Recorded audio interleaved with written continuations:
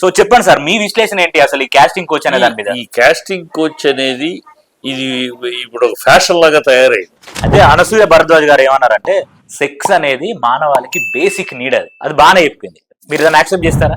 100% basic need అది. So అదే చెప్పిన తను మరి కాస్టింగ్ కోచ్ గురించి ఎందుకు రాంగ్ చెప్పుంటుంది మరి? అదే అదే అన్నా అని చెప్పి నువ్వు ఇదే భరత్ అమ్మాయి అని చెప్పమను.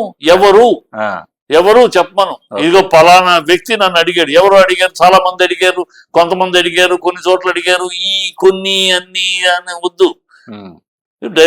ధైర్యంగా మాట్లాడతా కదా, చెప్పు.